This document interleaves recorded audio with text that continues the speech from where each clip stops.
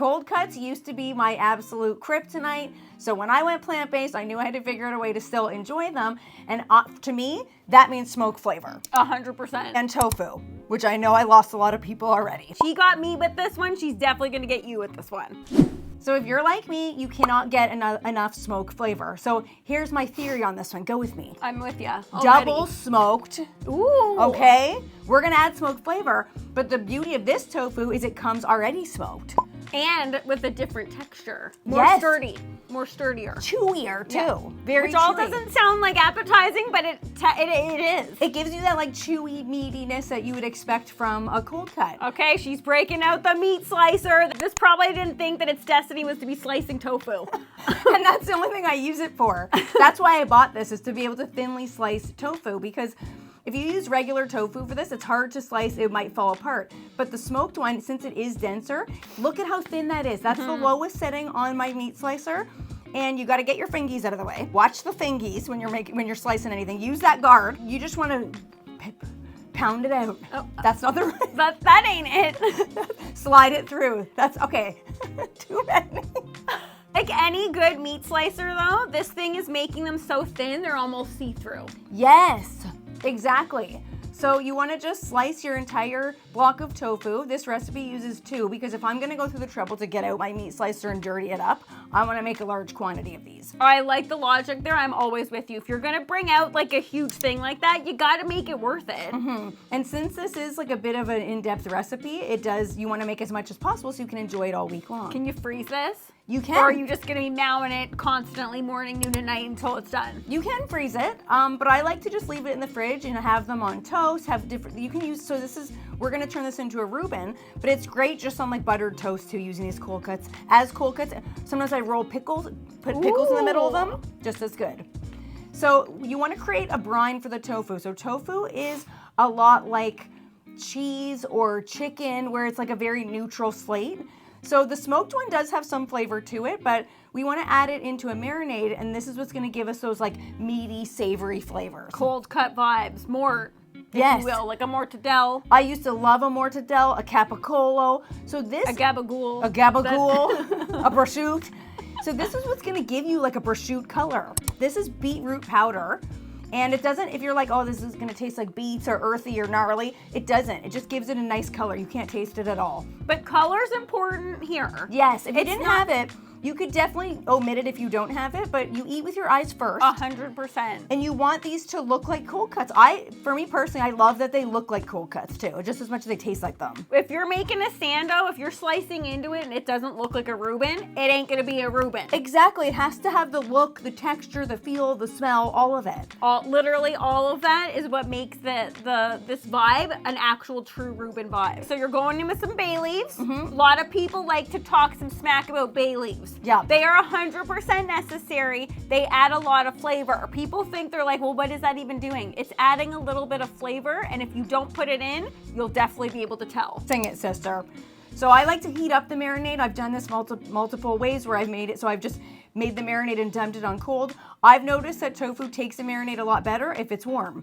Ooh, pro tip. So look at me spilling it all about here. Oh no, oh no. And of course I wore a white shirt today. Like, get it together, Kiki. I don't know why. What is with us whenever we're making something that is like absolutely like red or filthy? It's like, let's wear a white shirt. Yeah, and you can see halfway through this video, I have like I've cleaned it off. Because you gotta get to a stain before it sets. Yes.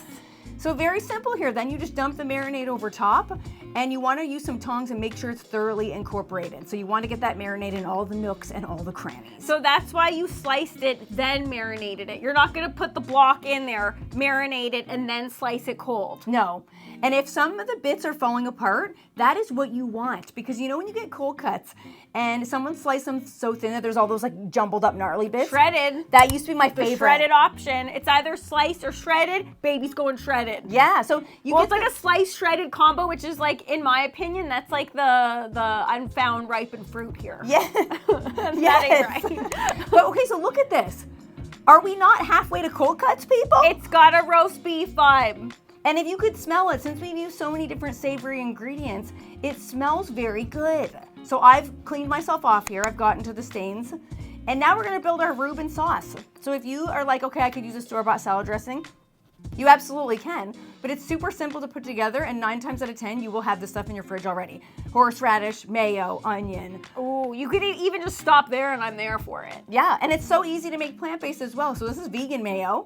Tastes exactly like regular mayo. I'm obsessed with vegan mayo. I got it, like, obviously for Kiki. I was cooking something for Kiki, and I was like, I'm a mayo gal. Let's see if this actually holds up, and it does. It totally does. You would not even know. No.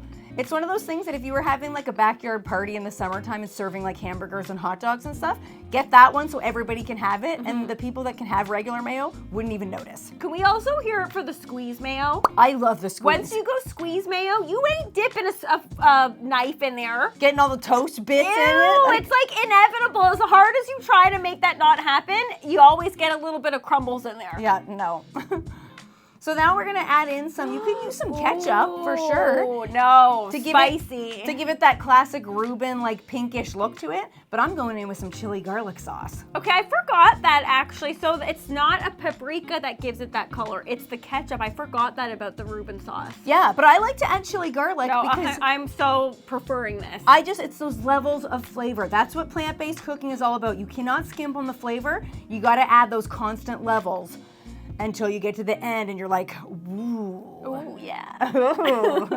Yeah, but even if it's not plant-based, if you can add some heat, why not? Yes. And this isn't gonna take it into crazy territory. No. This is just gonna give it a little bit of punch. Zesty. A little bit of zest. Yeah, zesty is what we're aiming for here, right? Not spicy. Yeah, no, not spicy. Zingy, zesty. Zingy and zesty is spicy's cousin. Yes. It's the cousin that everyone wants at the party. Yes. So after 24 hours, I'm wearing the same shirt because I cheated here. I wanted to show you this video all in one day. But ideally... Oh, I was like, did you actually plan this and like launder that? Is that freshly laundered? That's just all in one day. It's the same day. So ideally, let these sit for as long as you can. Bring them to room temperature, put them in the fridge. You want to give them as much time to marinate in the marinade as long as you have. But if you don't have that long, you could use like half a day, an hour, but try to do overnight. Then spread them out I'm spreading them out using the tray that comes with the Ninja outdoor Woodfire oven. And then don't forget about that juice. Just don't waste it. Pour Put the right juice in there. right on top. Look at how meaty we're looking already. We're taking these to the next level by adding a double smoke flavor. That's where the double smoke comes from. We're using smoke and pecan pellets for this because I feel like I need these pellets to get me to that really nice, authentic smokehouse cold cut vibe. Totally. So look at the color. We've talked about these before. Beautiful mahogany color. They got like a nice shine to them. But they can't just look good. They obviously look super cool, but they add, like Kiki said, such an authentic flavor. They're the most authentic pellet that we've ever tasted. Yes, and I made a batch of these ahead of time. And when you take them out of the fridge, the tofu cold cuts, and you open the lid, it has that like authentic smoky cold cut smell to it. Love it. I can't even explain love it. So we're using the smoker function on our Ninja outdoor Woodfire oven, but I've cranked it up as high as it goes to 375. That's as high as it goes in the smoker setting? On the smoker setting. Interesting. Yep, it does. I wasn't going to plan on putting these in for that long, so the time didn't really make a difference to me. So that's why you wanted high heat, blast that smoke flavor, get it in, get it out. And I wanted the high heat to sort of curl these up because we wanted to cook them so then they get some more texture to them as well. So I wanted this to provide twofold. Dry up a bit of that marinade, add some smoke flavor across the surface of the tofu cold cuts, and to dry them out a little bit so then that they would start to curl up and give us some more texture. I love that because I personally think when it comes to any sandwich that you're adding cold cuts, if I see anyone laying them flat, instantly, that's an F. It's a fail. You want to bring it up to an A+, you got to crinkle it up, okay? Thank you. That was my thought process here too. So texture matters, people. It totally, since I'm the cold cut queen, don't get me started on the cold cuts. If you're the cold cut queen, I'm the cold cut princess. You are. I will take the secondary label for that. But I miss them. So I used to love that texture. Ooh, you're even stirring them up, so it's not just the smoke and pecan flavor along the top, it's all throughout. It's all throughout. Genius. I was wondering if you were gonna do a little toss about. Periodically, I just stir them up because the goal here is to get that marinade to absorb and to cook off. We want to cook off the water because we don't want these to be soupy. We don't want them to be stirring around in a lot of that liquid. We want the water to cook off, and we want these to really take on that smoke. Well, it's not flavor. cooking off; it's reducing down. Exactly. So it's becoming more of like a sauciness texture, but then also being like absorbed in there. And drier. Yes. So we're drying them out a little bit. So look at how someone's enjoying the aromas. Look at how good that smells. And because of Thank goodness that was close. Thank goodness for the resealable package. That's what I thought too. That could have been pellet catastrophe. And I've done that before. So then to build our sandwich, we just got to get our Russian dressing. Is that rye? That is rye. Okay, so we're going authentic. It's all authentic except the tofu here. Yeah, well, we've also got some plant-based cheese because we're keeping it plant-based. Yep. This is some sauerkraut that I made in the fall with vegetables from my garden because I'm obsessed with sauerkraut. And you can't have a sandwich like this without some really, really good sauerkraut. That's what makes it a Reuben. Yes. And then, of course, to give you that diner feel, spear up some pickles on a toothpick on each side. Look at the profile shot of this sandwich. Absolutely gorgeous. So to all the people that are like, I don't like vegan food, do you know that that's vegan? Did you know that vegan could look this good? Because I didn't. Do you think that vegan is carrot sticks? Because that's what a lot of people think.